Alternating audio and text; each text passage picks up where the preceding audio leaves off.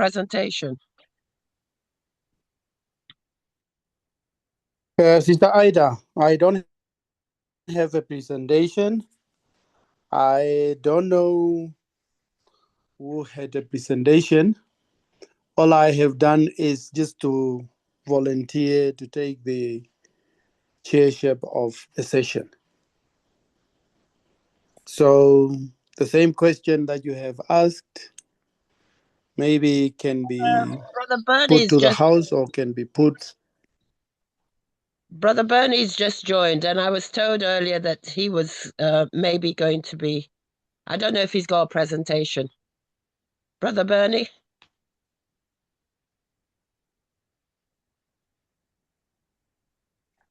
Brother While Bernie, are we you are with there, us? Sister Ida, while we Brother? are there, Sister Ida, Mhm. Sister Ida, in the entire meeting, Can you hear recording me? has started. Mhm. Who cannot hear Sister Ida? Can we all I can hear hear Sister you. Ida? I can hear you. I can Yeah, hear you. right. Right. Let me then take this opportunity to welcome you all who are present on this presentation on Maduro and Venezuela.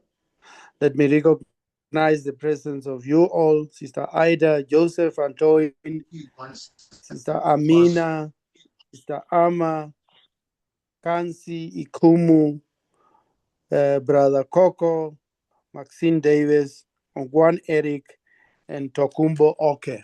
You are all welcome to this session.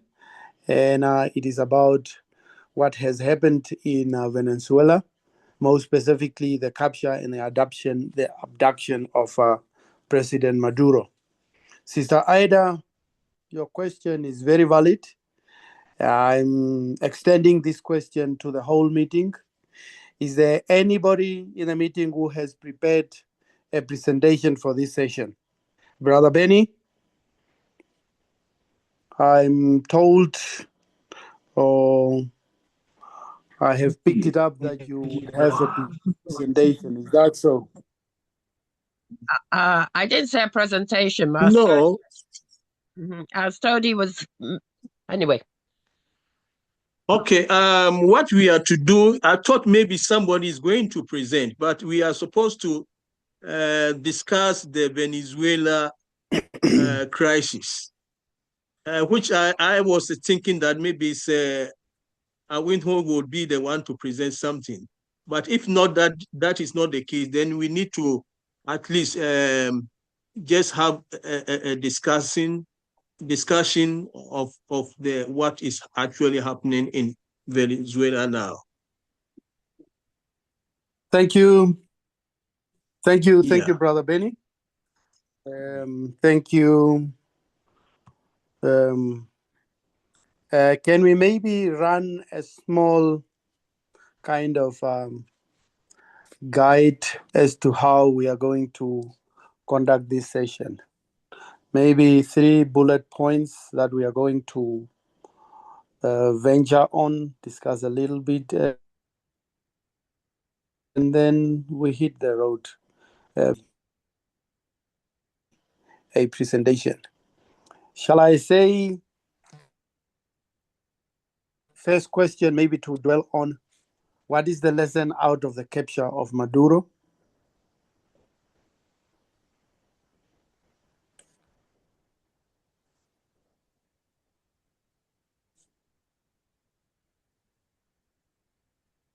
And anybody else with a suggestion what we should discuss? Maybe we could discuss Trump and where he's going from here. In that, I hear that he had a court case, and that all of this might just backfire on him. So maybe discussing Trump as well. Thank you. Sister Ida, Yeah. can you please rephrase? Sister Ida, can you please rephrase? I hear Is that it recently, I think within the last week, there's been a court case. He's been in court for a long time, but there seems to have been a court case. I wonder if others have heard about it and can maybe comment on, because it looks like all of this might just backfire on him, partly because of the court case. So I think we could maybe discuss Trump as well. Okay, Please. details. Let us say details from the court case, if there are any. Yeah, that sounds good. Thank you. But it depends on what case you're talking about. There's so many cases in the United States against Trump. I mean, one has to be specific. I don't know for sure, and I pay a fair amount of attention to what's going on there. But that, Well, it sounds like he's lost his main house via the court case, and he might be no, losing. I don't think that is true. Okay, thank you. To believe it or not, I mean, I'm not saying it's impossible, but I don't believe that it's true. People might like to wish that, but I don't think that's true. Brother Joseph. Yes. Which court case? Which court case should we tackle? Well, no, I didn't suggest about case because there's so many. I mean, there's cases about his effort to expel the Haitian. I think I saw something. I didn't read it. I don't like to talk about things I didn't get time to read. But something that says that Judge Block or Judge questioned Trump attempt to the case the on thing with the Haitian with the temporary protection that the Haitian 35,000 Haitian. 35,000 Haitian, being granted, and the onset of the Haitian crisis, the recent Haitian crisis. He's trying his best to expel them. But what I could say in terms of giving a little bit of feedback, what is happening in the Caribbean, because I'm speaking from the Caribbean, Grenada to be exact. What is happening is that Trump and the American administration have effectively destroyed CARICOM. Believe it or not. Brother Joseph? Yes? Brother, what is the point that you want us to discuss regarding the Caribbean? Linking I'm saying that the Trump administration have effectively destroyed the CARICOM. So shall we say CARICOM destruction by Trump? And then we expound on that. Well, maybe because it's not just Trump. Sir Windowed. Yes. Sir Windowed. Go ahead, please. I think I have some list. There's something here said that Venezuela sanctions and imperial containment, continental liberation, Venezuela sanctions and imperial containment. Yeah. Please start again. Continental liberation, Venezuela sanctions and imperial containment.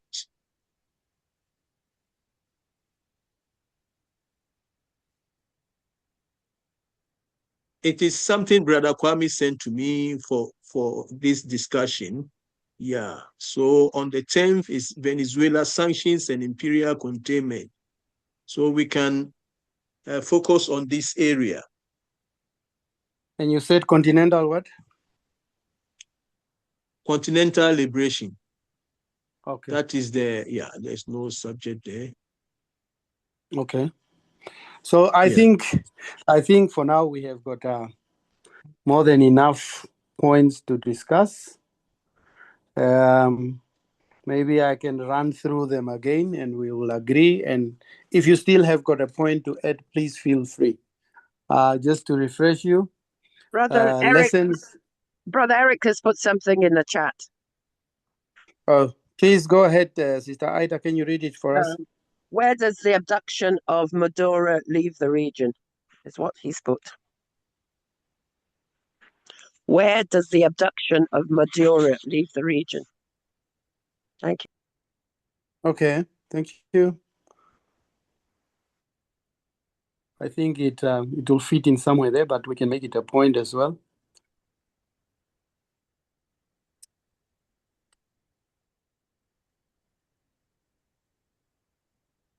Good.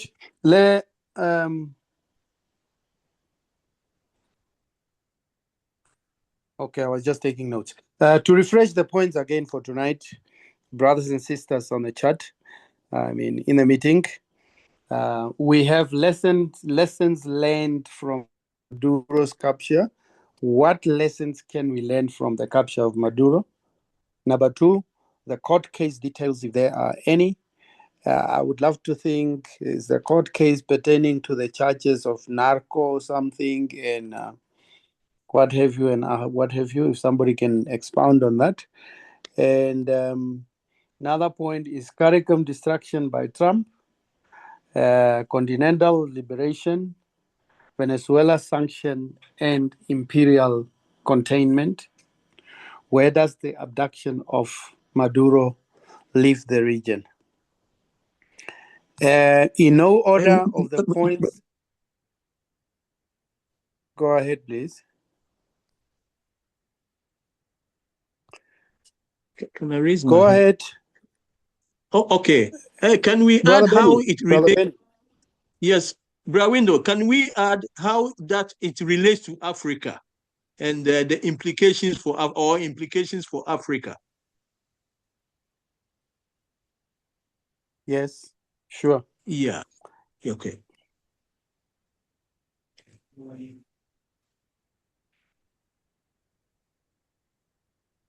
Brother Coco, greetings. What can you add?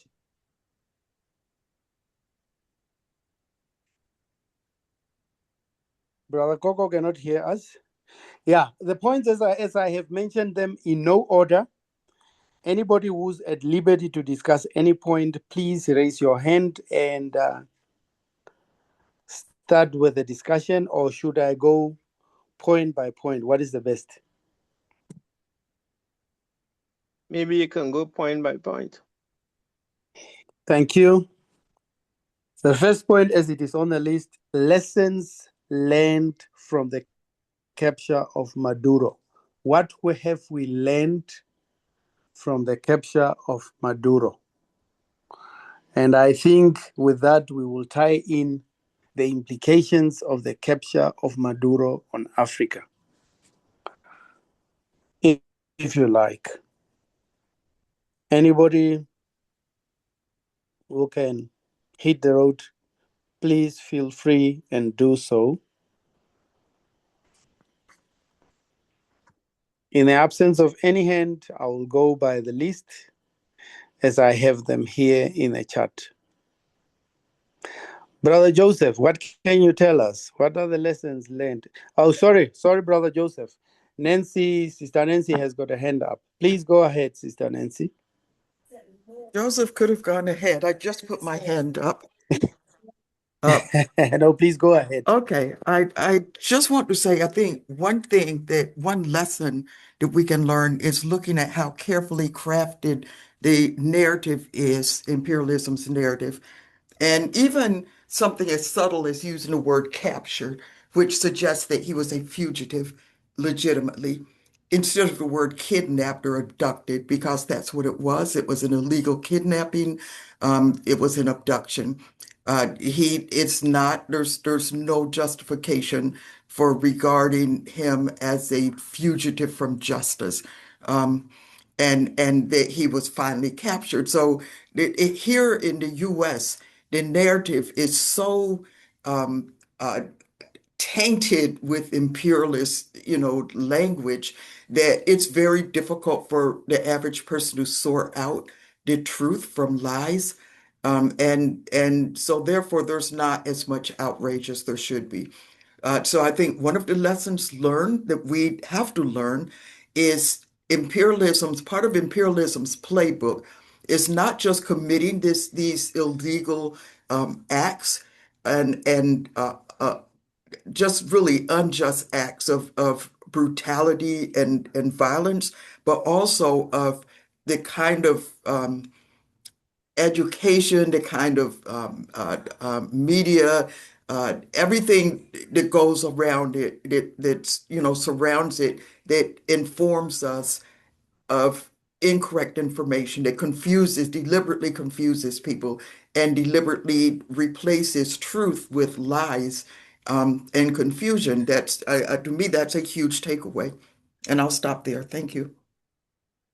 Yeah, and I think I will come in. I will supplement what Sister Nancy has said. In fact, thank you, Sister Nancy, because I think it's important that the words and the narrative that we accept, it does not help to advance the imperialist agenda.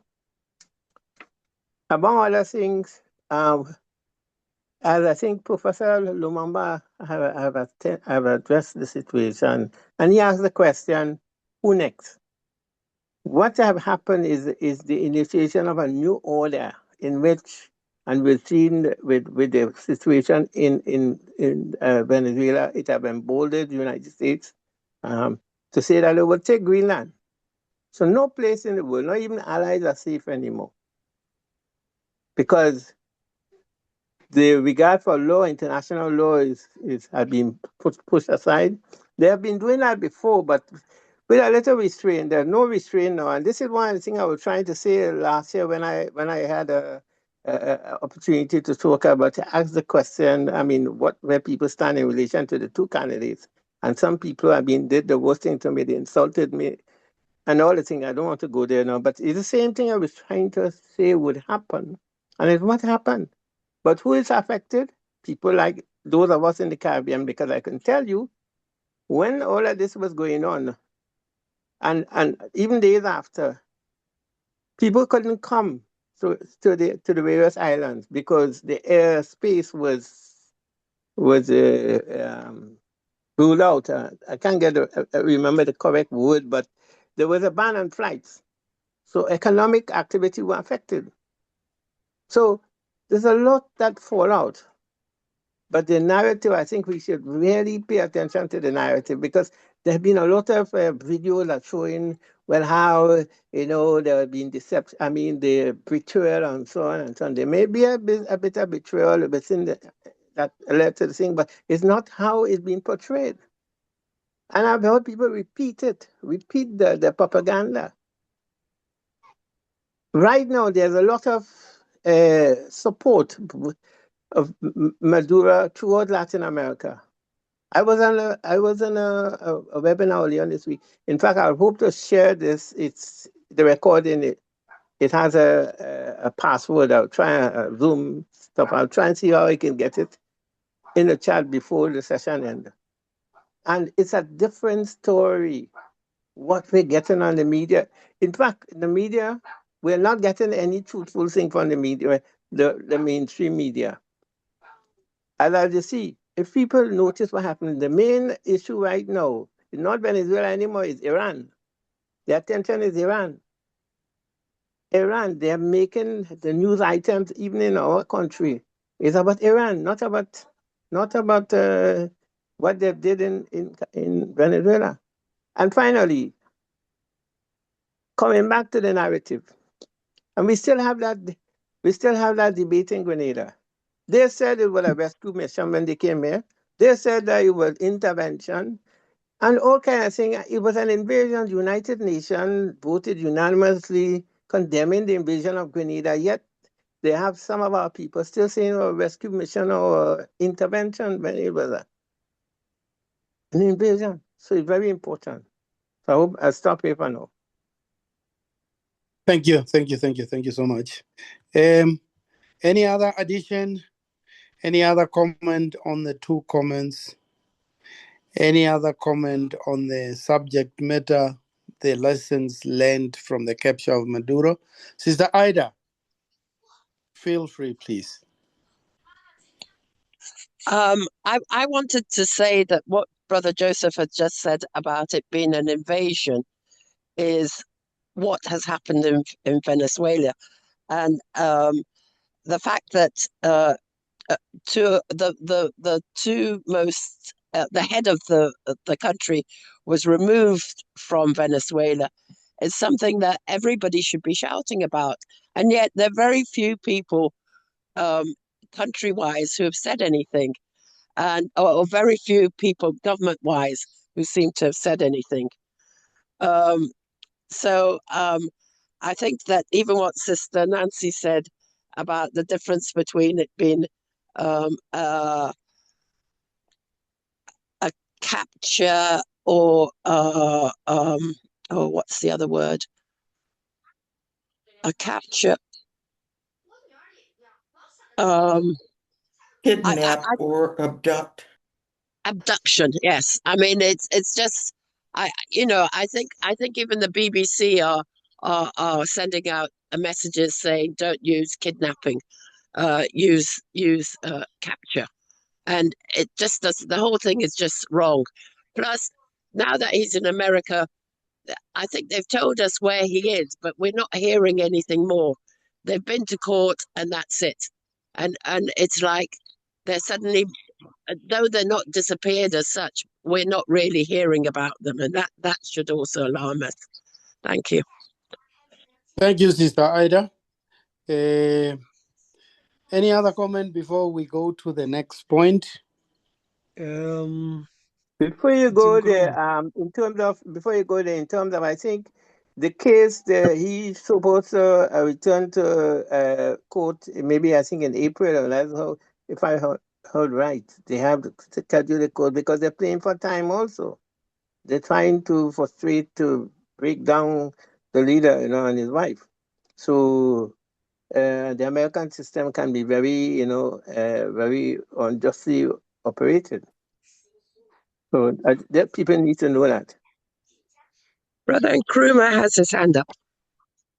Brother Nkrumah. Thanks, comrade.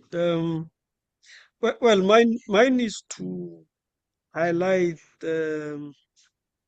my observation as to the American or the Trump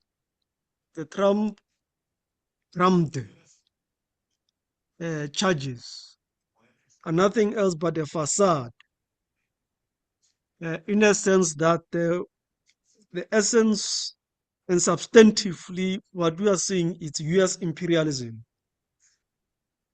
And we don't see the rise and emergence of what we call the left or the anti-imperialist countries and forces uniting to act coherently, not only to condemn U.S. imperialism, but to take decisive steps and action against U.S. imperialism, which tends to parasite and exploit the resources of the global south and Africa in particular. So U.S. imperialism in Africa tends to undermine national sovereignty, and also this is the case with Venezuela. And undermining national sovereignty in various forms, either it can be economic domination, military intervention, and political interference, or application of these three modes or methods. And through these methods, they consistently not only undermine national sovereignty, but they further perpetuate and transform Latin America, Venezuela in this case, and African nations to be into a perpetual state of dependent peripheries of the global capitalist system. And this is achieved through contemporary forms of neocolonialism that perpetuate resource extraction. The Venezuela case, it is crude oil, and that in itself further hinder genuine self-determination. And lastly, is that the consequence of U.S. imperialism and its impact on national sovereignty is that of these actions of imperialism to African states, even after achieving flag independence or nominal independence, are denied genuine sovereignty. I mean, this is well demonstrated in Venezuela, where the very same UN United Nations conventions or charters are being undermined and they are not having any effect. The Security Council has got no effect, has no role to condemn, but not only to condemn, but to decisively deploy military intervention to defend and protect the national sovereignty of Venezuela. So through this means, they are able to determine and undermine Africa or Venezuela's right to determine their own history, pursue self-reliant development programs, and exercise full control over their resources is consistently undermined by the structures of global capitalism and, in this case, US hegemony. Therefore, the struggle for true national sovereignty, it is thus and therefore inextricably linked to the struggle against imperialism and social transformation. And for us in Africa and in diaspora, what it means is a total liberation and unity of Africa becomes a necessary imperative that must be fast-tracked and pushed by Pan-Africanists so that we are able to create and establish a common defense system. And also, I will argue that nuclear capability becomes one of the necessary imperatives because of what America, Israel, and other imperialist forces demonstrate is that those without nuclear capability can be easily undermined by imperialist US hegemony as it has been demonstrated in Venezuela. Thanks. Thank you, Brother Gruma. Thank you very much. I had some, Brother Coco, I'm coming just now to you, but Brother Gruma, I heard that some time ago, South Africa has voluntarily destroyed their own nuclear power. Was there any truth in that, or was it just a myth? What do you say about that? Just in passing. Thank you. There's a truth in that. There is Quebec nuclear. There is Denel that was in close to Victoria in a township called Attridgeville. All those nuclear capabilities were dismantled, and Mandela is part of agreeing to that particular arrangement. And prior to 1994-93 dismantling, where Mandela was part of that arrangement, some of the nuclear infrastructure and capabilities were transferred to Israel. So that is not hearsay, it is a fact. Wow. Now I support, Israel is the brother. This is true. In now fact, Israel is putting us. Israel was allowed to, with the connivance of US, to aid the apartheid regime in constructing the nuclear facility there. So that it was no surprise when part of the agreement that was made for the transition to democracy, if you would call it that, was that they had to dismantle the nuclear facility. And I think it was because, too, that it was felt you can't have a black nation, a predominantly black nation, having nuclear. I think that was part of the equation. Thank you, Brother Joseph. For those who have joined later before I come to Brother Coco, we do not have a presentation for today. And then the meeting has decided the topic is the capture of Maduro and the implications, but we have decided to put some points for discussion. I have put the points in the chat. Please refer to the chat, and we are still discussing the first point. Brother Coco, I've held you for long. Can you please come on and share your views, your thinking? Thank you. Thank you, my brother. Thank you, my brave brother. I don't know where to start because there are so many points I would like to raise or cover. But allow me to start where my brother Kahudi, Comrade Kahudi, stopped.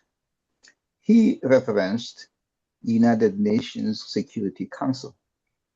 And I would like to remind all of you that that institution, as well as the Bretton Woods institutions, they were formed when most of the world was still under colonization. So as far as we are concerned, they don't really have as much sway in what happens to us. Because those who formed them made sure that they had a larger share of decision making. You cannot have a body and say it's democratic if it has 5 members who have veto, power of veto, which goes all the way back to when the world was at war in 1945, and everyone else doesn't have that veto. So whatever is raised in that institution, United States, which is at fault in this case, can always veto it. It's the same where Russia is involved, and it's the same where China is involved. Point number 1. Point number 2, allow me to remind all of you who go to the Thursday sessions that we are now reading about the transformation of the environment by the society, and hence that transformation as well, in turn transform society. And from that society, there emerges a social political theory on how resources are shared. And what we have been talking about were feudalism and slavery, and then capitalism. What Dr. Nkrumah hasn't covered is colonization. Colonization is within that bracket of moving from one system to another, not changing the fundamental principles, just changing the method. Colonization is what happened to our countries from the 1800s up until the 1970s, when it then changed into new colonization, new colonialism. What Americans have been doing in Africa, in Latin America, was to continue to consolidate their power and influence using methods of imperialism and colonization, taking over the power of the people to determine their own future from the society and the environment in which they live.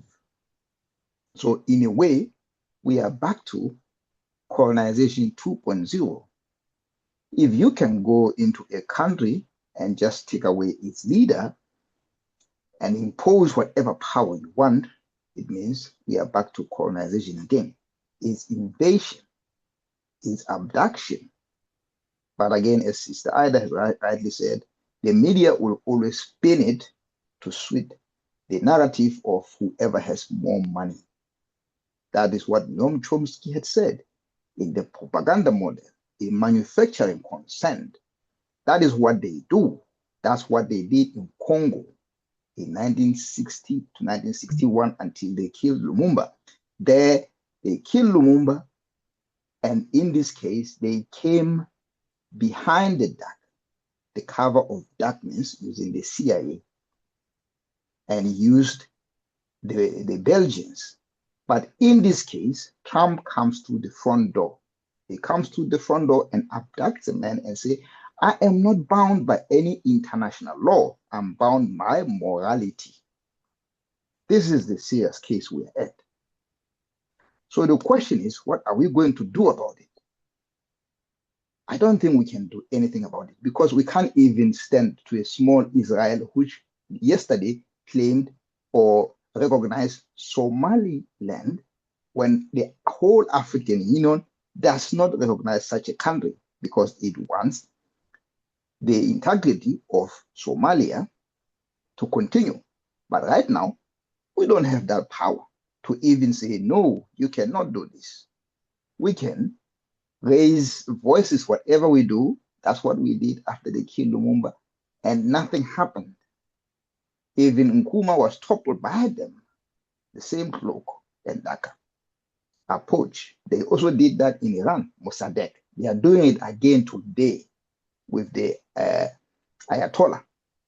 So it depends on how much power you have. If you don't have power, I'm sorry, he might as well just keep stum, because that is how Trump runs it right now. He comes to the front door. So it's a question of what we do as the citizens of the world. Are we going to agree that our consent right now is being taken for a ride anyway? Anyone can come in and take over, because that's what they did with colonization. We stopped the collectivism we were doing as Africans. We were sharing things, we were sharing ideas, we were sharing resources. But after they left, everything reverted to individualism. And that's the capitalism that they have used, the illusion that we are having any decision making in the sharing of resources of our countries. And that is what is happening with the people of Venezuela as we speak right now. Let me stop there. Thank you. Thank you. Thank you, Brother Coco. Sister Ida, please keep an eye on the waiting room. And Brother Sam, I can see your hand is up. I don't want to stop the conversation because it is flowing and it is touching on most of the points that we have enumerated in the chat. And Brother Joseph, please, when we come to point 3 on the CARICOM, please again highlight what you have put in the chat. Brother Sam, please take the floor. Thanks and good evening, everybody. I hope I'm audible. Yes, you. I've listened and I agree with most of the points that members have raised, but I think I didn't hear it clearly and loud. And my issue is based on the little information we have. All we have is America boasting of a military precision operation. But the issue that I want to focus on is this issue that we call national sovereignty, territorial integrity, and national key points of a country, especially where the president stays. For me, these 3 aspects that I'm talking about are crucial in what we are discussing.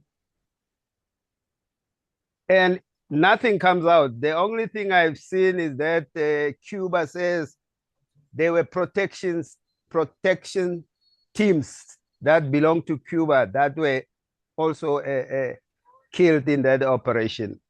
I'm not sure how far the resistance was, but the issue is, if a country can be overwhelmed, that the president can be taken clean, as the American claims to have done, it is too good to be true.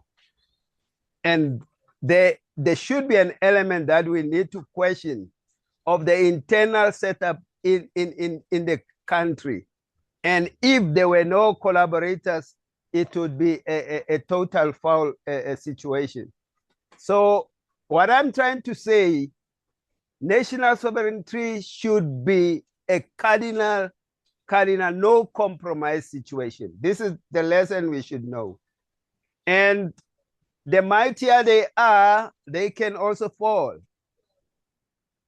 America cannot and should not be allowed to be able to carry out such punitive activities without any retaliation. I think this should be the lesson that must come out, that America must be able. They must know that if they go into a country and do something like this, a total fallout is going to happen. I've heard the issue of the UN and all other that thing, but as sovereign countries, we should be able. South Africa cannot just go and say we oppose this. South Africa should be saying, America, for what you did. You know what we do in Africa? Once a coup is done, already AU sanctions those people that made a coup. We even assemble troops that must go and try to defuse the coup in Africa. Why don't we do the same with America? So we should not only look at the UN as an entity that is not really taking position that is correct. We should also question ourselves as sovereign countries, especially here in Africa. That is the angle I wanted to bring in. Thanks. Thank you, Brother Sam. Thank you, Sister Amma, for sharing the discussion points on the conscience system group. And Tokumbo Oke,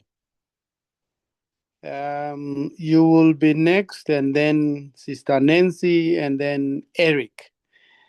Shall I now ask the members to limit their comments, contributions to 3 minutes so that everybody can at least have a chance to share their views, and so that we can also exhaust the points for discussions on our list. Is that fair to ask that? I think it is fair. Thank you. Brother Tokumbo, I suppose, sorry if you're not a brother, but please, the floor is yours. Yes, thank you very much, comrade. And thank you to all comrades who have spoken before me. I appreciate all the contributions that you have made, and I've listened very carefully. I think we can't to place too much emphasis on the capture of the president is missing the wood, for, the trees. I mean, personally, this is not a symbol of the might of US imperialism. This is a symbol of weakness, the weakness of US imperialism, and I'll basically explain why. I mean, previously, the US would not have to go into countries and capture presidents or whatever. I mean, they use economic and political power to put pressure on countries in the global south to make the necessary changes that they wanted to see. And those countries who were not prepared to make the changes, I mean, basically, they worked through proxies. I mean, just like they did in the Congo, just like they did in Chile in 1973. I mean, despite the fact that Henry Kissinger said that why should we stand aside and watch a country become communist due to the stupidity of its people? I mean, they didn't invade. I mean, basically, they placed sanctions on the country. I mean, they use their political and economic might to do the work that they needed done to bring Chile back into the global capitalist system. And they worked through a proxy, which was the military led by Pinochet. If the Americans are having to basically go into countries and grab presidents, then, I mean, as far as I'm concerned, it is a complete sign of weakness. And it goes to show that US imperialism is not what it used to be, one. Two, this is Iraq all over again, because they always lie. And they always formulate these ideological, should I say, fig leaves to cover why they actually go in. In Iraq, it was weapons of mass destruction. In Venezuela, it's drug dealing and narco-trafficism and, all sorts, basically, of nonsense. In the papers, just to cut this short, in the papers where the bosses have their conversations, because the media, the capitalist media, is at two levels. At its very basic, it's all about propaganda. The news is propaganda. But there are other papers where, like the Financial Times, like the Economist, like the Wall Street Journal, I mean, these are conversations where the bosses, have their conversations. And I mean, as far as they're concerned, this is a complete mess, because Trump says, oh, we're going to run the country. How is he going to run the country when, certain sections of the Bolivarian state, are still in position? Secondly, I think we pay too much attention to the high politics. This is the politics of the ruling class and what they say, without looking at what's happening at the base. And basically, what's happening at the base, basically what we are seeing, is, people are not having it. I mean, in Venezuela today, even members of the opposition, who have no time for the Bolivarian state or Chavez's socialist policies, rankle, at the violation of national, sovereignty. So across the world, there are protests taking place. So this tells me that the Americans are not going to get away with it, easily. I'll stop there. Thank you. And I think that's the lesson that we need to learn, that if you invade a country, it is going to provoke a nationalist response where the ordinary people, not their ruling classes, will resist the violation of national sovereignty. Thank you. Thank you, Takumba. Okay, thank you very much. Sister Nancy, please. Yes, I'll be very brief. Two quick points. Number one, as far as words mattering, the frame of the United States as America, I think, is a misnomer. The Americas includes two continents. So when we say America, it kind of gives the power of the U.S. as being viewed as America. So I think, we should refer to the United States as the United States, or the U.S. And, it's a hard habit to break, but I try real hard. Secondly, I agree totally with the discussion about power and weakness. But the sad reality is that the power certainly belongs to the people. And there are a lot more of us than there are of the enemy. But sadly, we're so politically backward and uninformed, especially here in the United States, probably more so than other parts of the world, that we don't have a sense of ourselves as a class. We don't have that class consciousness, and we do accept wrong narratives. So even though there are lots of protests, the protests are relatively small compared to the people who should be protesting.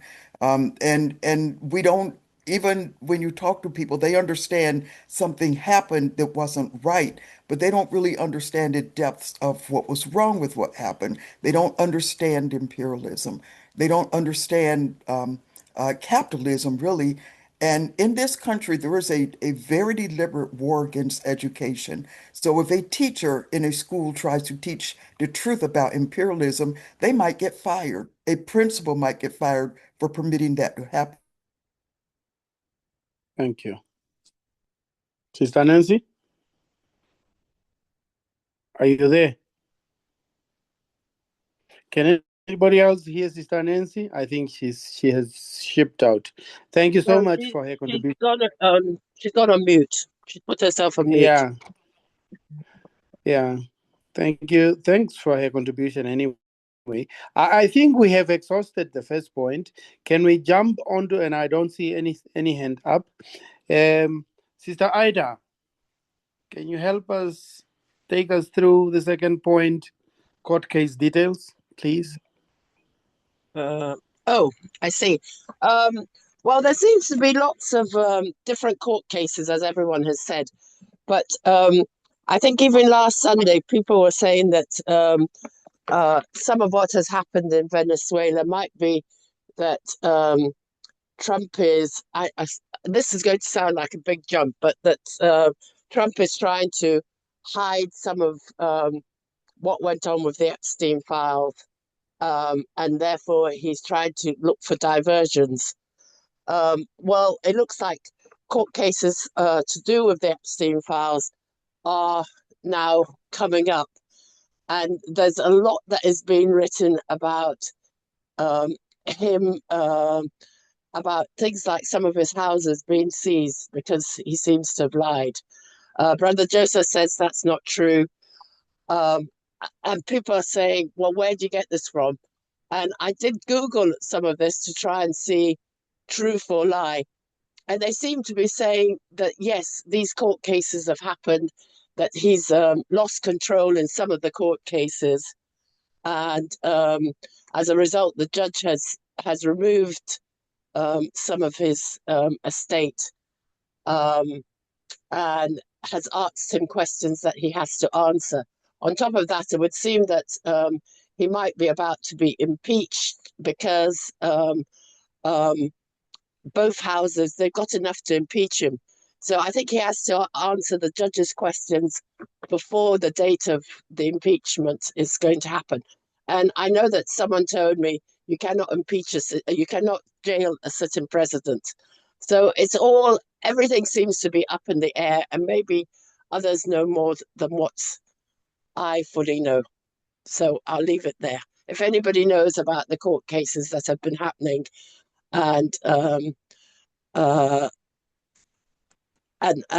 things that are going on in the States, maybe we'll hear about it. Thank you. Thank you for being so brief.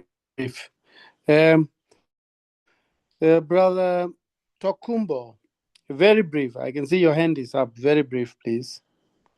Yeah, but I mean, I listened to what Sister Ida said, and to a certain degree, there's a certain amount of wagging the dog. And wagging the dog is, I mean, if you're facing domestic problems, then you look for a spectacular foreign policy success to divert, people's attention, just the same way in which Bill Clinton, when he was caught making love to a woman who wasn't his wife, decided Monica Lewinsky,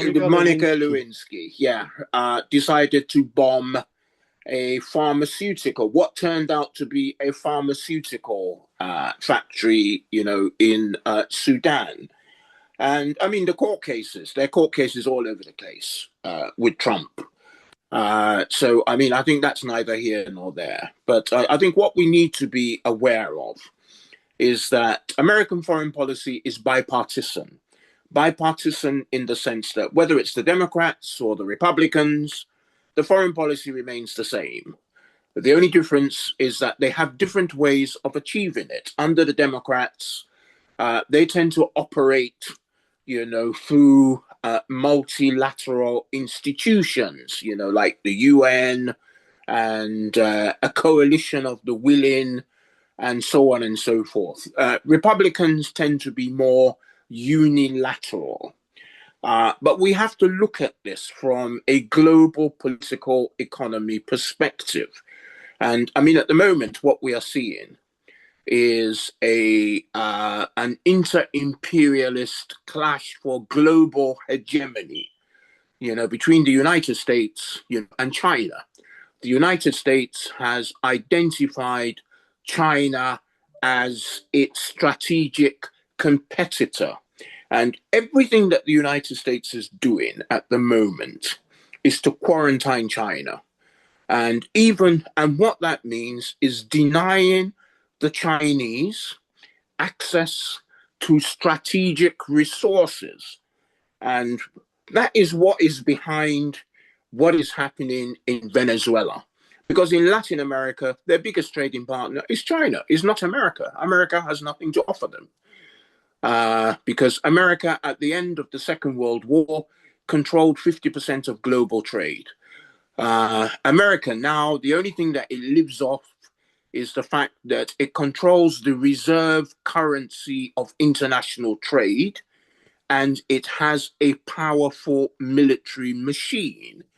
But apart from that, it has very little to offer. So I'll stop there. Thank you. Thank you. Thank you.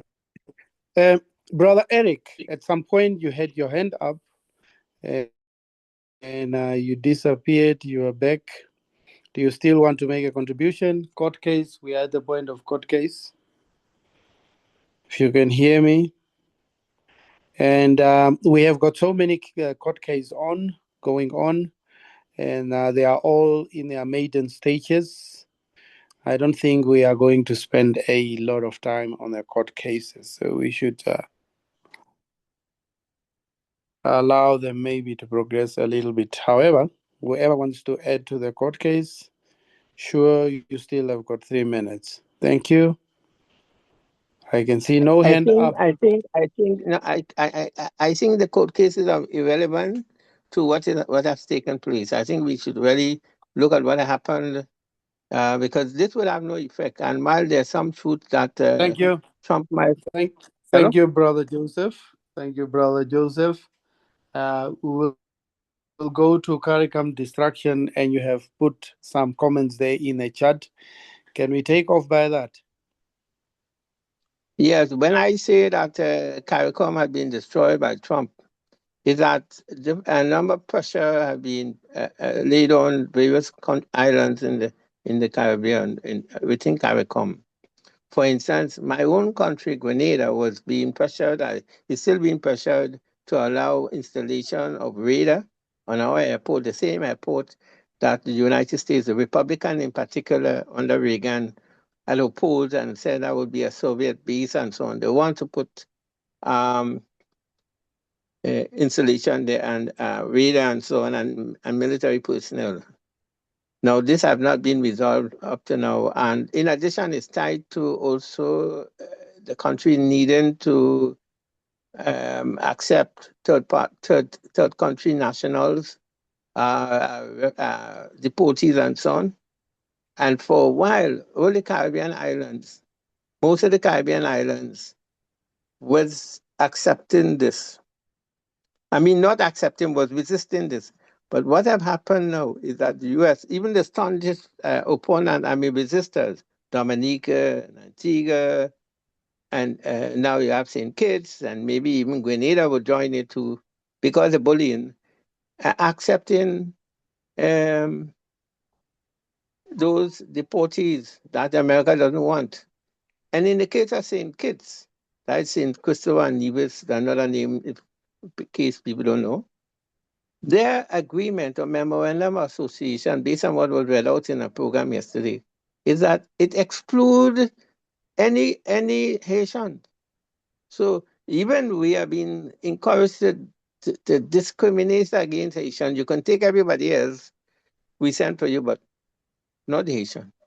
And Haiti is a member of CARICOM, although we've been treating Haitians as second-class citizens. The other part of it, which in the chat, I shared some information. From the outset, Trinidad had been playing the stooge for the US. And they have caused much damage in the sense that in the past, CARICOM, even when they have differences, have found a way to moderate their response collectively, even when there might have been dissent. Now, Trinidad from day one, even before things started, was fine, shout out Venezuela, and also denying that there was ever a zone of peace concept in the Caribbean, and said that there can't be a zone of peace because our country is riddled with violence, drugs, and whatever.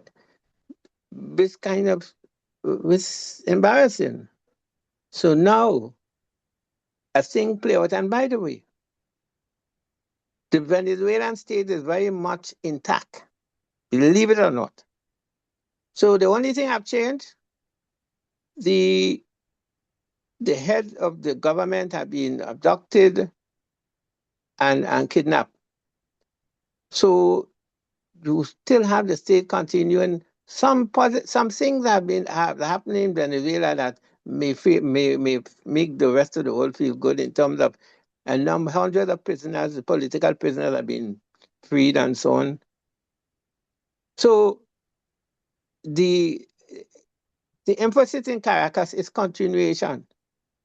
Of course, we are hearing in the news that the Venezuelan would sell all the oil to the American, blah, blah, blah.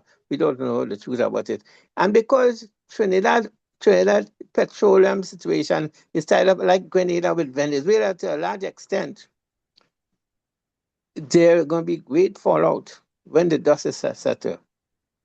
We still don't know what would happen. Thanks. Thank you, Brother Joseph. Brother Pigeon, can you hear me now?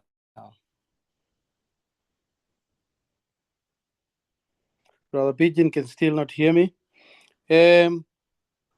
Any other addition on the CARICOM destruction before we proceed to the next point?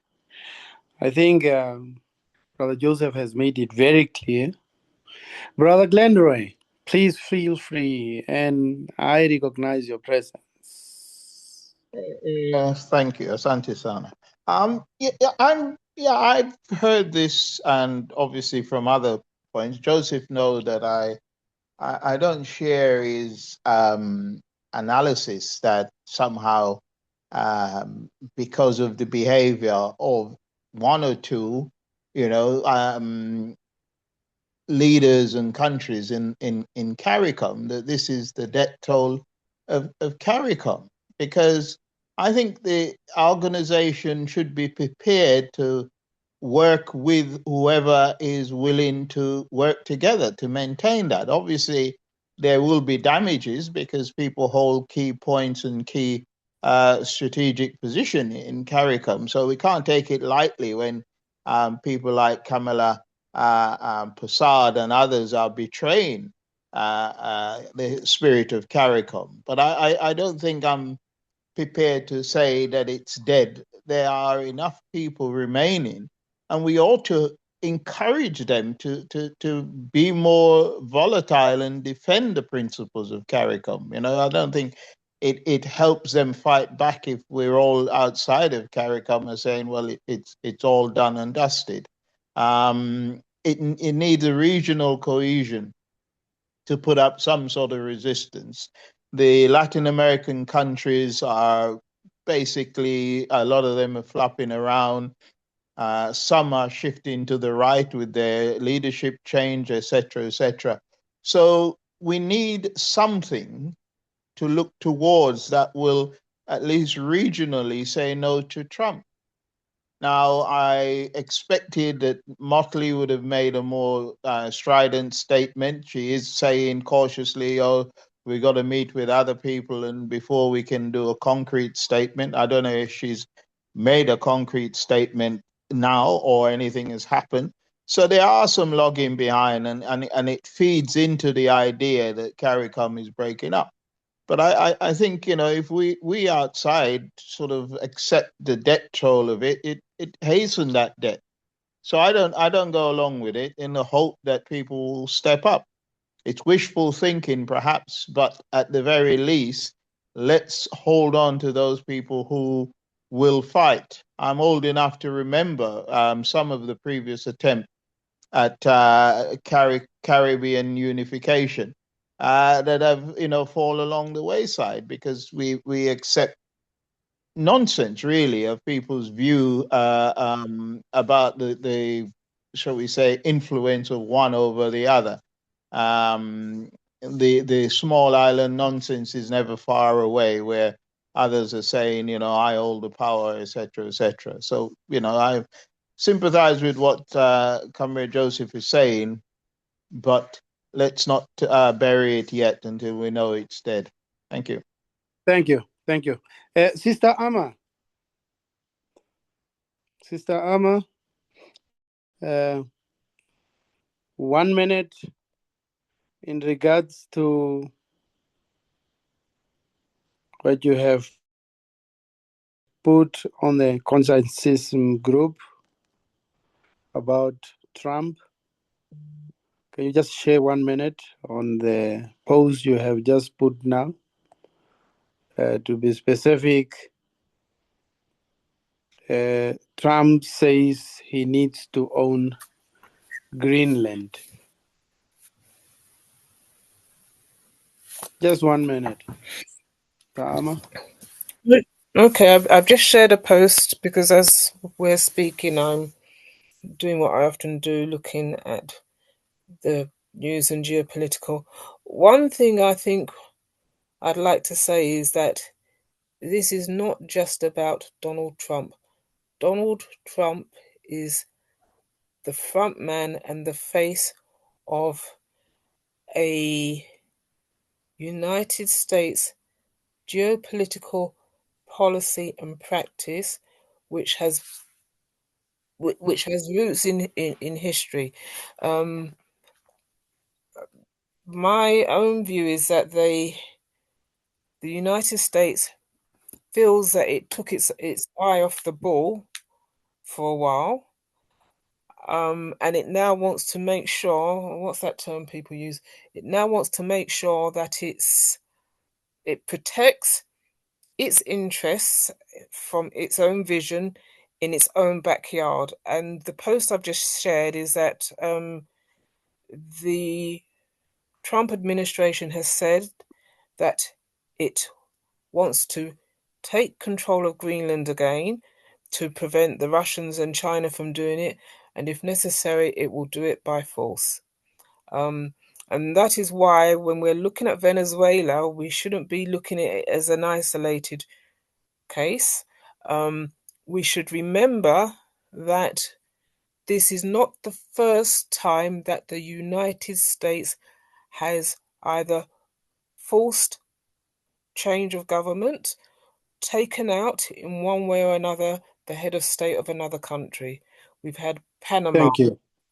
No, let me finish, please. We've had Panama, we've had Iraq, we also had, and it's been mentioned, the United States invasion of Grenada in 1983. Thank you very much.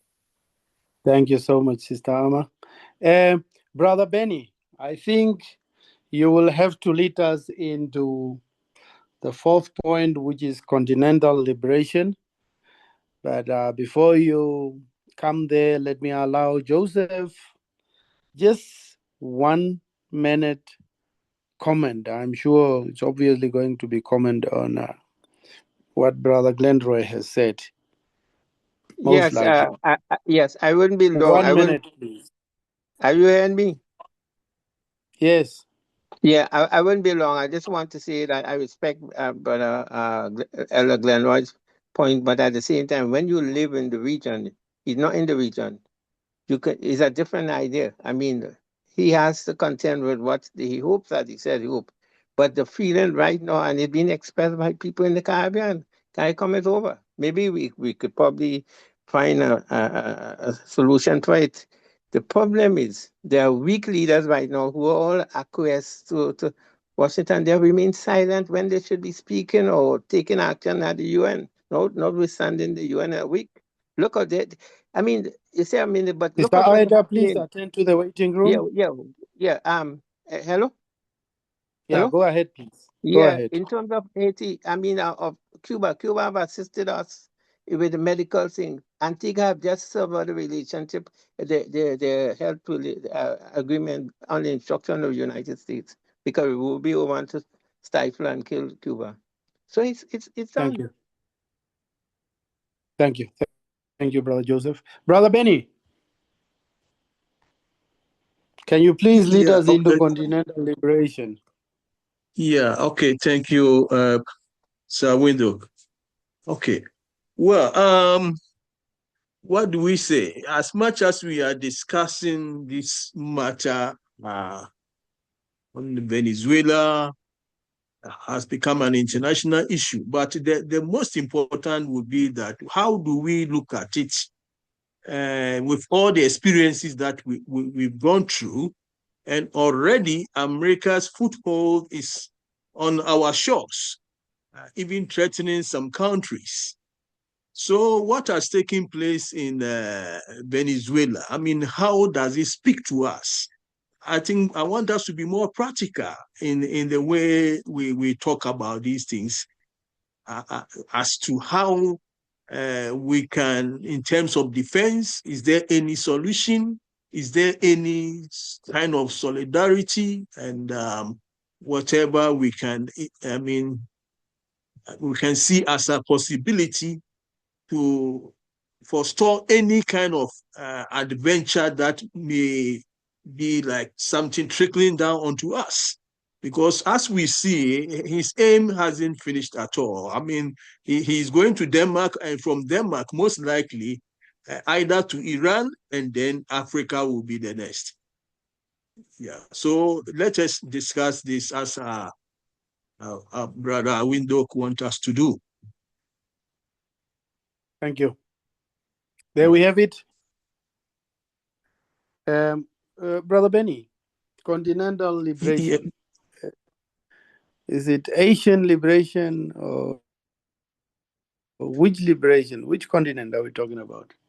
Connect the dots, please. Okay, what I can infer from that, possibly, how do we, let's say, extricate ourselves from this kind of trend, which is happening now? And as one of our brothers said, that Trump's cases and other problems, of course, most American leaders, that's how they turn their frustrations as anger onto other places. So looking at that, for me, it stands to say that how do we put the mechanism in place to ensure that whatever happens, we will be safe at the end. Thank you. Yeah. Anybody else in a meeting? What happened in Venezuela? What implications does it have to the motherland liberation?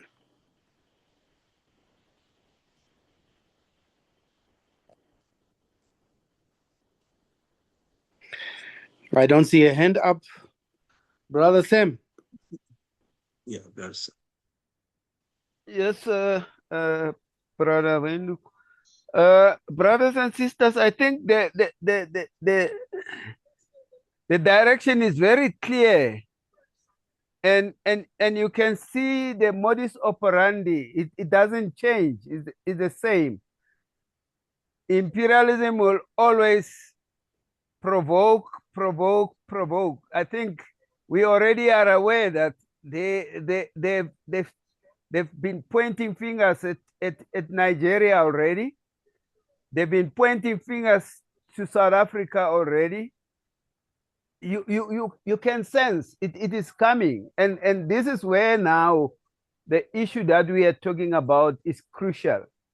The unification, the true unification of Africa, it is dire when things are like this, because we have seen ourselves that otherwise, without unity, we will be attacked piecemeal, one by one, each one of us. And this is where my issue is. And Africa has all that it has that can say to the Americans. The other speaker said, in fact, what America is doing, it shows its weakness. And we already can see the target is the oil in Venezuela. But this is the same. So we have the resources that these imperialists want. But until we are united as one continent that can defend itself, we are sitting as sitting ducks, basically. Thanks. Thank you so much. Thank you so much for being so brief. And you have crafted a very nice direction.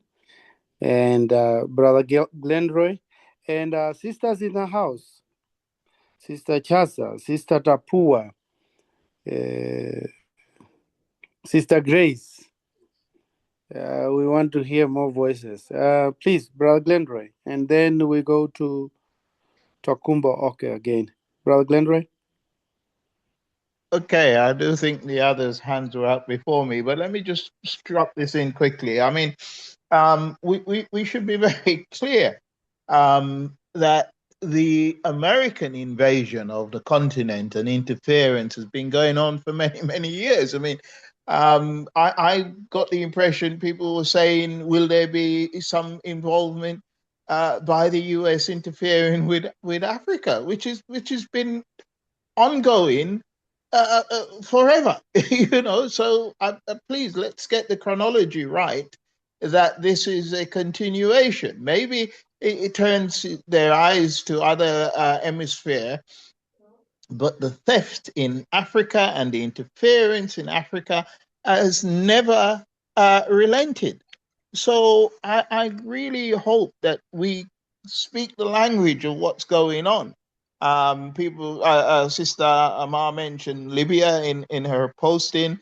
And of course, we know Christmas Day present, the cynicism and the language, talking about a Christian, some sort of Christian holiday present that's been handed to Nigeria, and on and on and on.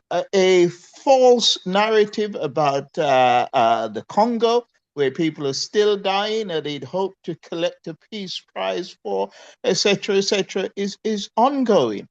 And the idea, somebody posted about the additional visa charge.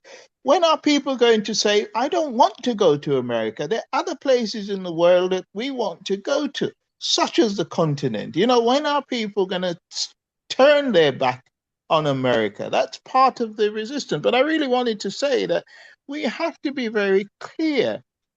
This is a hot war. This is a actual battle that's going on. And American troops will be used against any dissent.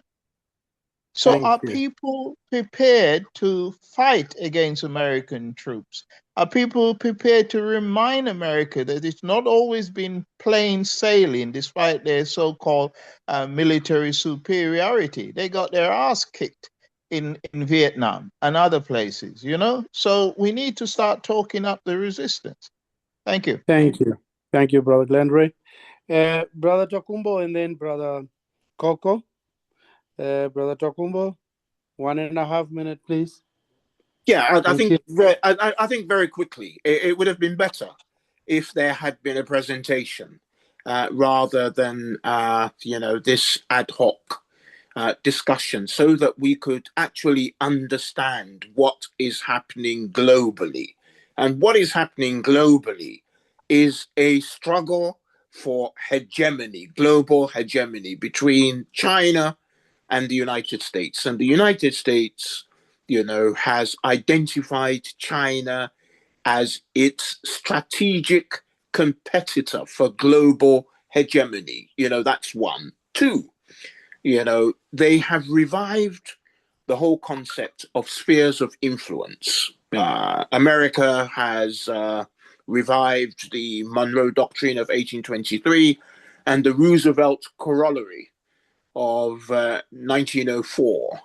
I mean, you hear China saber rattling, over Taiwan, and you've got Russia wanting to reincorporate the buffer states and make them part and parcel of Russian hegemony in that area. I mean, Africa is the only place where there's no sphere of influence, or Africans have no sphere of influence.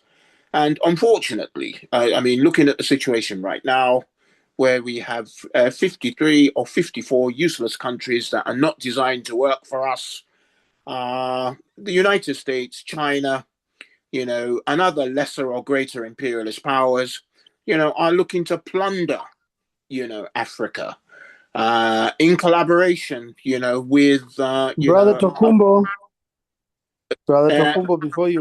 before you wrap up, yeah. can you volunteer to make a presentation on any subject matter: continental liberation, imperial containment, Yes, absolutely. Roosevelt colonialism. That goes without saying. If you ask Next me, Saturday. if you ask me, I'll do it. Please If you leave ask your me, contacts for. Please leave yeah, your I'll leave contacts my. for me in the chat, and we take it up for Yeah, not a problem. any subsequent Saturday. Yeah, Yeah. I shall do that. I shall do that. I think the problem we have is twofold. One is that we need to overcome the depoliticization, that Africans have been subject to. And that is a situation whereby, the level of political understanding and the level of political consciousness is very low. Let's be very honest. It's very different from the 60s and 70s when many of us were politicized, and the 80s when many of us were politicized by the raging struggles for national liberation, especially in the southern cone, of the African continent. We all identified with Frelimo, with the MPLA, with the ANC, with the PAC, and so on and so forth. Thank you. Thank you. Brother, Just to round this up very quickly. Yes, please. Yes, please.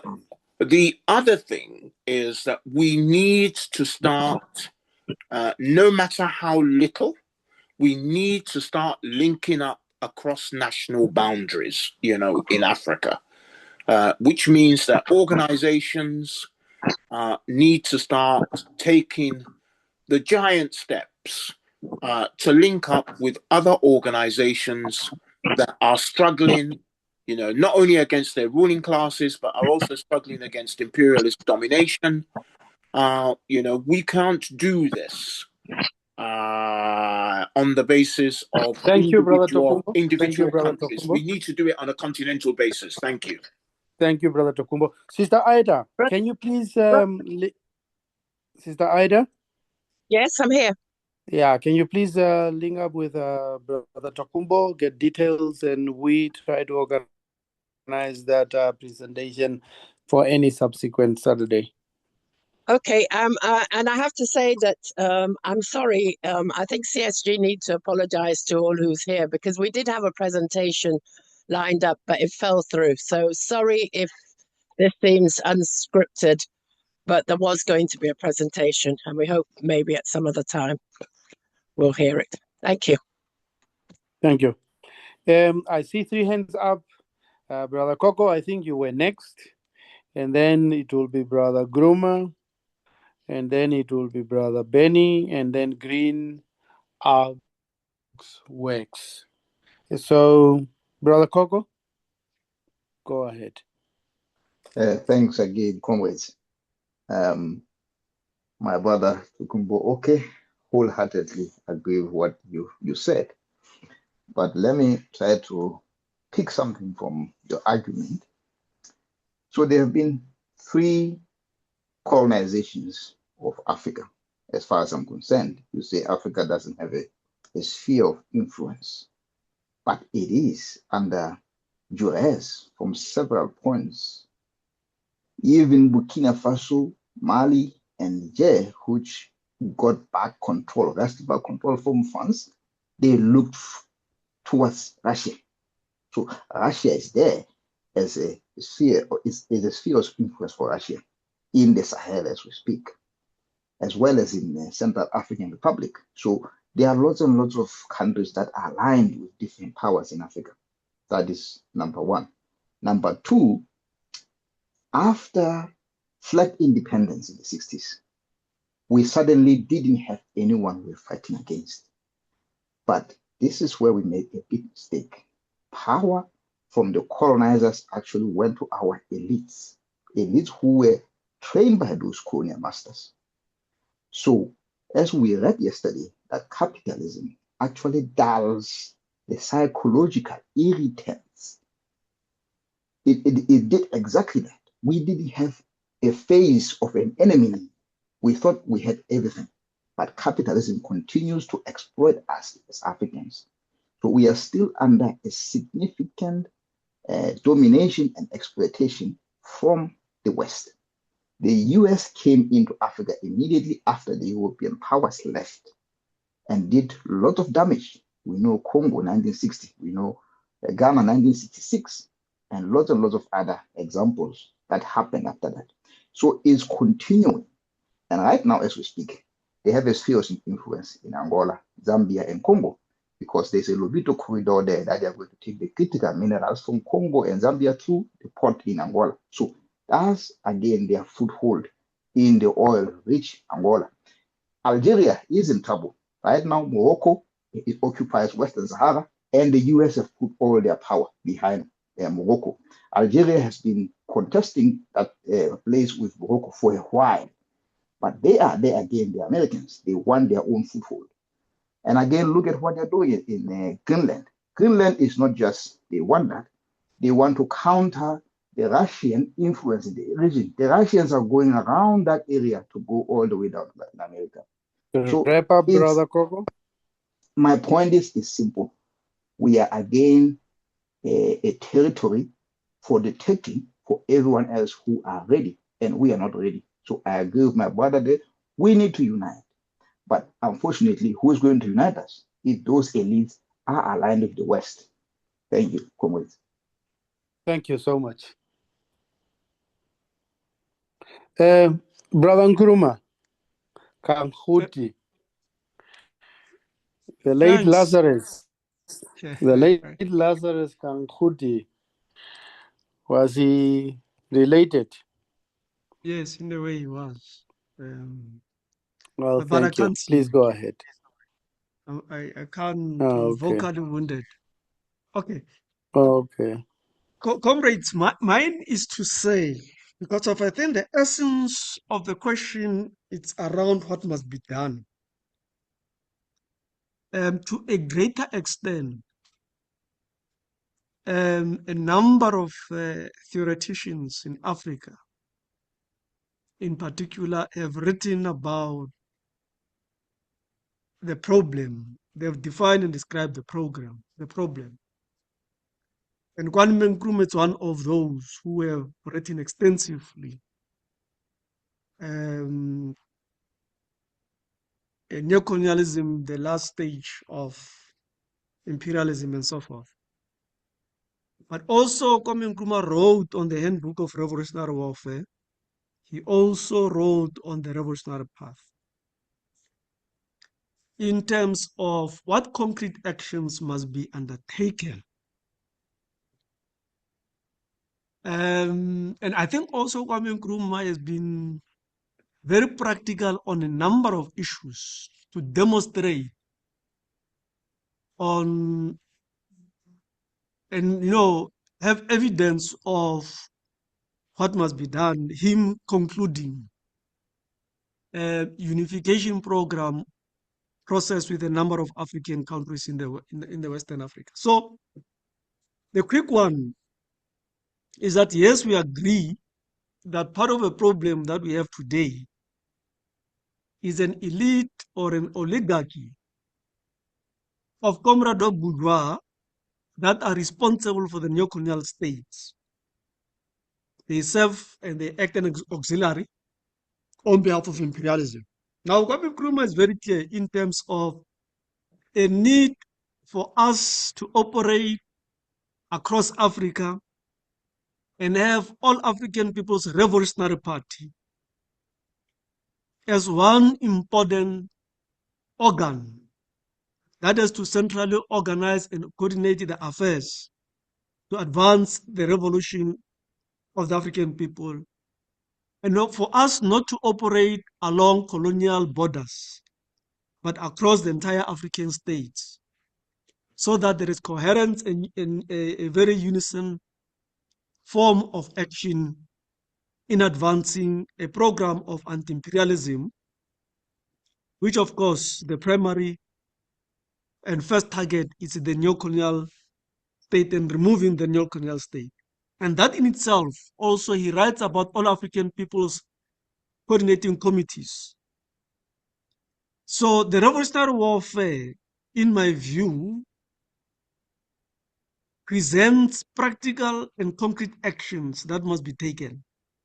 And for us to be mass-based, to move and organize bottom up from villages, from towns, from townships, to universities, to all key and strategic institutions and organs that exist, people's organs and people's formations. Thank you. To raise political consciousness of the people, and amongst other things, for us to be very radical in approach, to advance and propagate sanctions against imperialist countries from the bottom, where we boycott products from outside of Africa and we prioritize our own products so that we consume what we eat and we eat what we consume. So there are a number of practical and concrete actions that can be organized by also organizing the workers, trade unions, the students, the youth, and the women, and our All African Women's Organization and so forth. So those ideas are there. We have become more of thinkers and less of doers. I think we need to begin to become thinkers who are doers. Thank you, Chair. Thank you so much. Thank you so much. And in the same vein, you have already taken us to the next point, which is imperial containment, because your three suggestions here suggest how we can contain imperialism. Brother Benny, please go ahead. Yeah, but Brother Coco, our brother just who has spoken, and the previous one have touched on some of the things. So I'll move fast. I mean, how Brother Coco says something. I mean, the whole thing comes to leadership on the continent. But then how do these leaders see what is happening as a threat? How do they define these things? And we realize that, in fact, majority of them are under supremacy. The kind of world they went through has shaped them that they can never think of overtaking or doing something that would take us above these Western stretches. You see, so we need to actually mobilize a new young generation. And in so doing, also, one area that I feel that if in such period like this, we can remove some of the borders, especially a place like AES, they can remove the borders and then come with one leader and restructure their systems, it will prevent, because Europeans think in one direction. In fact, they never change their method, not Europeans alone, America rather, sorry. America doesn't change their method. If you have watched them over the years, it's the same thing they repeat all the time, because they see that we don't learn. As much as we don't learn, then they keep on repeating the same method that they are using. So if we can see that this is how they operate, the only thing is that we take the other way around it and then get them in a trap. You see, and this will happen if we remove the borders, if we take on new names for some of these places like AELs, so that all the old agreements and everything is just wiped off. And for that matter, it beats the Western, institutions as they stand to be as anti-democracy and also more or less dictatorial. So as much as we want to see practically at the moment, I don't know what we can do, because if there are some countries that are being targeted, I believe they may end up taking them, because on the continent, we are not yet prepared to actually join our hands together. Not that it is impossible, but then we are not ready to do that by the kind of leadership that is in control now. Thank you, Brother Benny. Yeah. Thank you. Thank you so much. Sister Tapua, welcome. And the floor is yours. We are discussing together We are discussing continental liberation and imperial containment together. Mensika Godu Maseko, you Greetings, come after comrades. Sister Tapua. Oh, okay, no problem. Sister Okay. Yes. Sister Thank you Tapua, very can much. you hear me? Yes, I can. Thank you. I hope you can hear me too. Go ahead. Yes, sure. Thank you very much to everyone who has contributed. What I'd like to highlight, which is something that I've asked in the chat, is what is power and who gives who power? And then sovereignty. We cannot expect to be given sovereignty. We cannot expect to be given power. How I see it is that this has become a mind game. Whilst America is doing what it's doing as a bully, what I see here is fear. Fear of America losing control because the other countries around it have started to see it for who it is. And therefore, it needs to up its game to put everybody back into the boxes that we're coming from. So my proposal is, and how I see us getting out of this situation is, someone was saying that Africa does not have spheres of influence. I think Africa has been convinced that it does not have. If it did not have any sphere of influence, how come everybody is clamoring to get into some kind of relationship with us, to exploit us? So what I'm looking at is a situation where we've got a change of mindset. We have to try and work out how to change our mindset as a people, besides even going to our leaders. Because if you take the situation of the Sahel countries, the leadership there is not what made the difference. What made the difference, from my point of view, is the fact that Traore came to a people who were ready for change, people who were ready to support him, because there'd been work that's been going on from their history and so on about who they are. And I don't take lightly, for example, the name of the country, that the land of the upright people. Once you give yourself a positive vibe like that, then you want to live up to that name. We need to make sure we come back to who we are as Africans. Confuse the world, change our names, get back to where we want to be before we start fight, because fighting them has to start at a mental level. It can't be physical because we don't have the nuclear weapons. And being African and totally believing in Ubuntu, you cannot exist without the other. And America cannot exist without us. Therefore, our sphere of influence we've just been deceived, cheated. What we need to do is get back control and be true to who we are.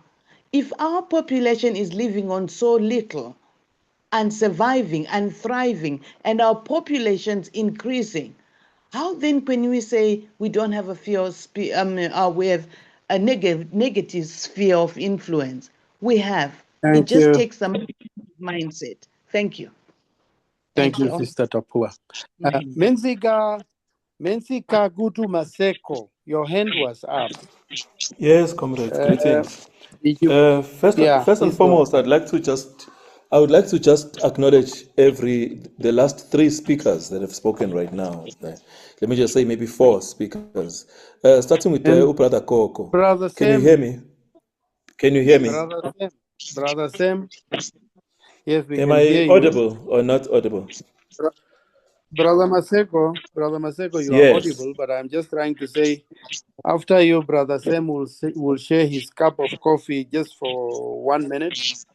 Thank you. Okay. Go ahead, Brother Wonderful.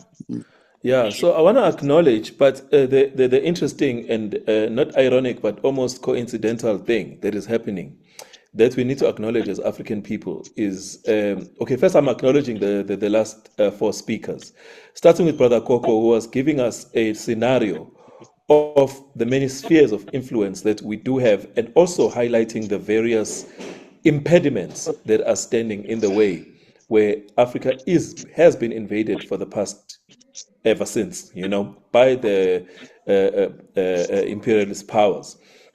But I wanted to also start by just mentioning this part. As a Southern African, I don't consider myself a South African. I'm a Southern African.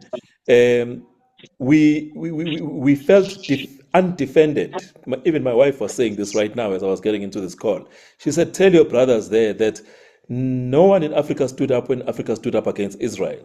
How can we now then expect people to stand up against America when we cannot stand up against a little bit of Israel?" Now, what I told her was that Zionist imperialism is one big monolith. They may seem to not operate. They may not seem to be one superpower, but they defend each other when it's time to defend each other. Anything happens in Israel, America stands up, and Britain keeps quiet, says nothing. So, without further ado, I just wanted to say that, ironically, I am actually carrying, I've been reading Neocolonialism, The Last Stage of Imperialism. And when Brother Nkrumah mentioned the fact that our template for revolutionary action has already been scripted. We are in this group because we know that there is a particular sage, a political sage amongst us, who lived amongst us, who gave us the keys to what we need to do. So rather than gather to talk and gather to do a whole lot of ideological back and forth, we must form groups that don't only just study. Studying is absolutely important, but we must form groups that organize.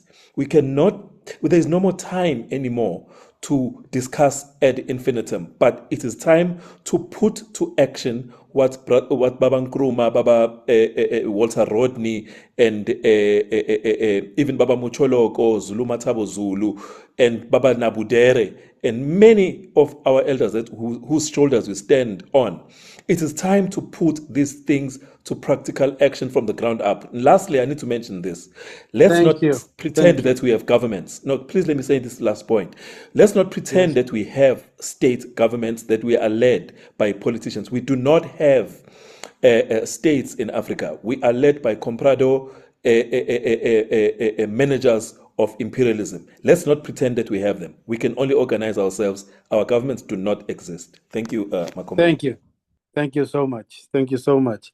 Now, having said all this, with only 10 minutes left, having said all this, Brother Joseph, I see your hand, but having said all this, where does the abduction of Maduro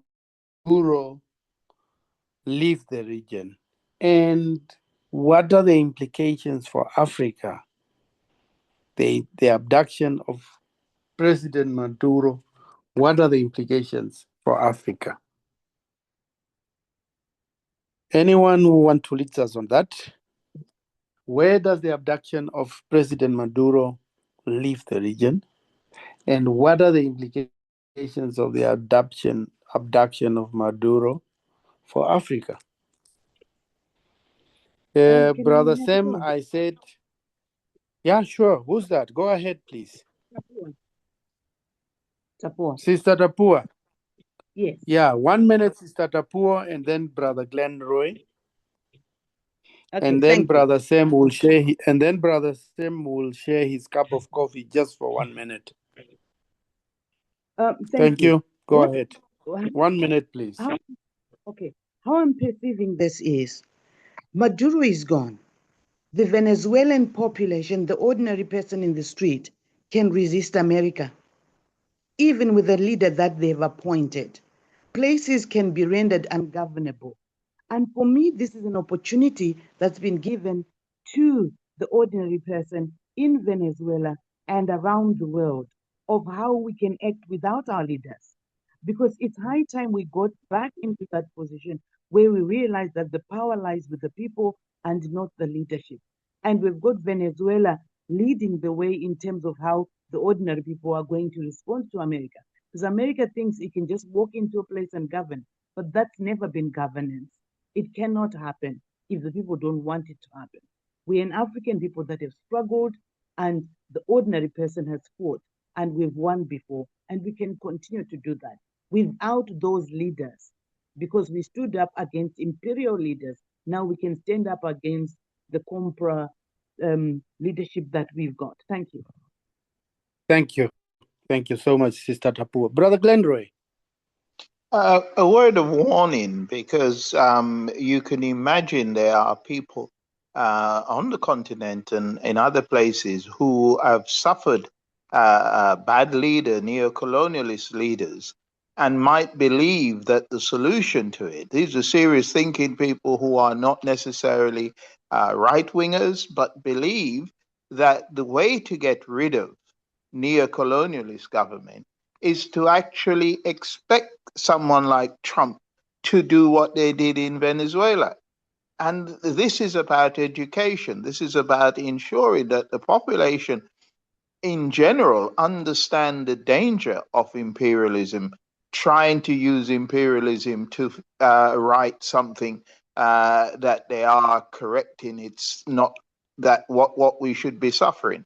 But you cannot do that with imperialism, and you cannot do that with somebody like the current American administration. So I just wanted to put that on the agenda, Chair. Thank you so much.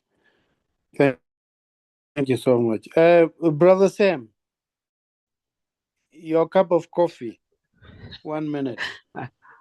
Thanks. I don't have anything. The cup of coffee was just to say Sister Tapua had really summarized everything. Brother Comrade Nkrumah have put it properly.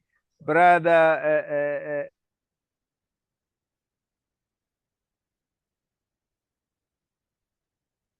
I've lost you, Brother Sam. Glenroy has put it. Yes. Hello, can you hear me? Yeah, sure, I can. Go ahead. So I was just saying, what is left is for us to go to the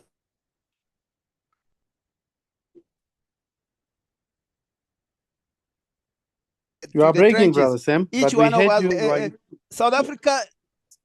Thanks.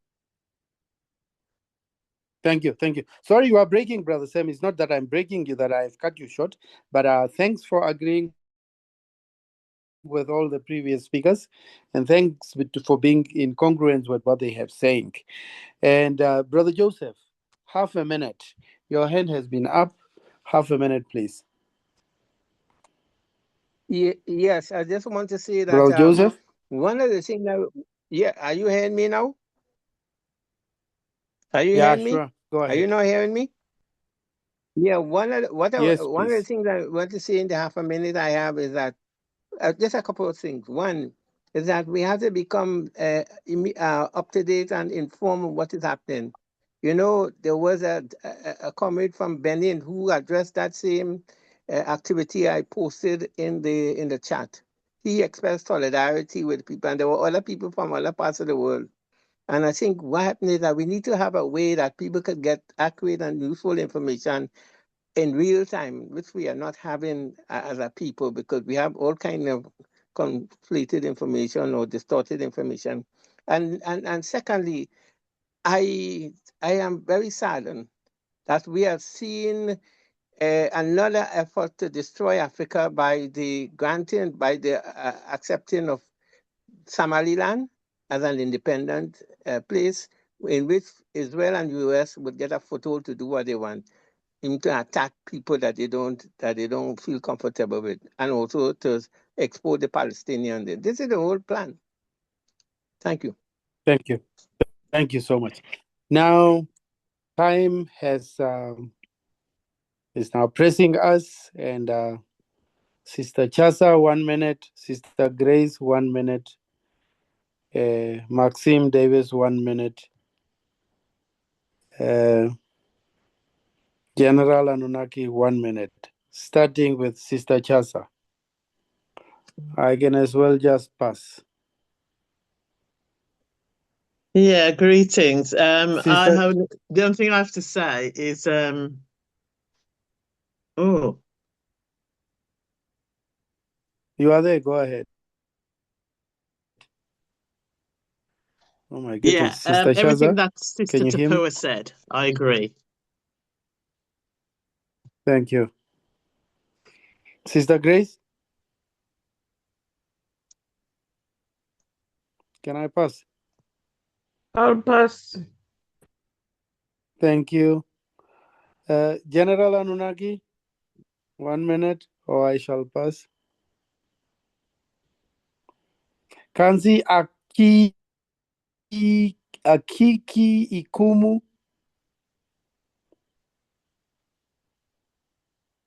iPhone,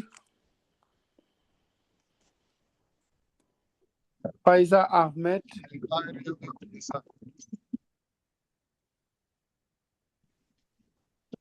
Good. I have tried to give everybody a chance here, and it looks like we have some challenges.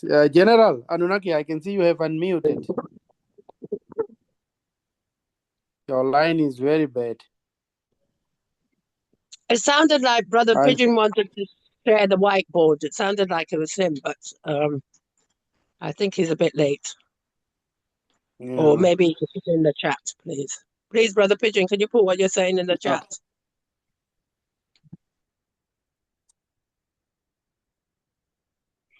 Well, Brother Pigeon cannot hear us. I think so.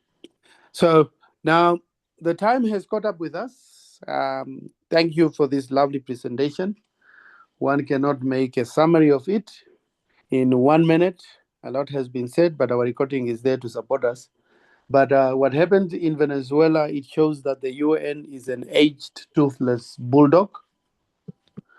It shows that anybody else is next unless we really stand together. And it shows that media is so distorted and it can be manipulated and it can be used to tell untruth rather than truth. And we have to beef up our nuclear capabilities. We have to start meting out sanctions against these imperialists. And there is an urgent call for Africa to unite. Only when we are united will we be able to fight, will we be able to contain imperialism, will we be able to liberate our continent. Any announcements, Sister Ida?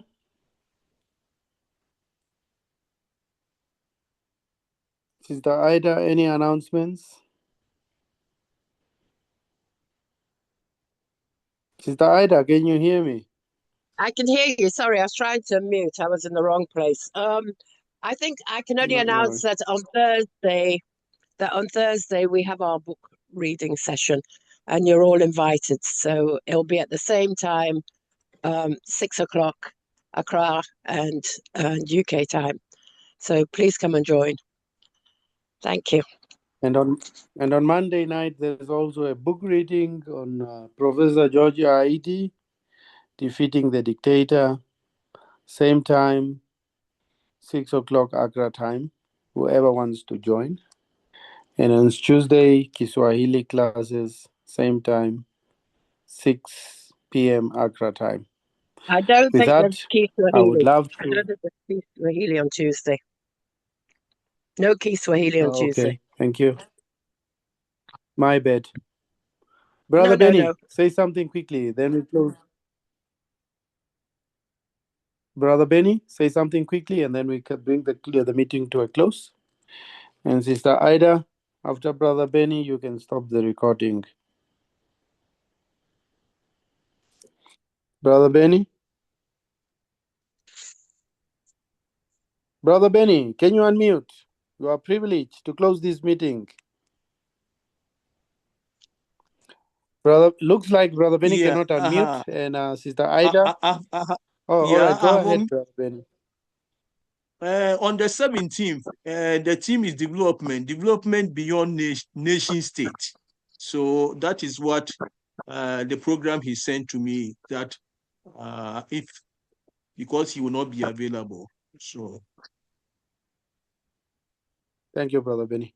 Sister yeah. Ida, bring the recording to a close. And I think you'll have to do that as host. I don't know where to do it. That's why I'm asking you. I'm not sure. Let me see. Right. Good. I got it. Okay.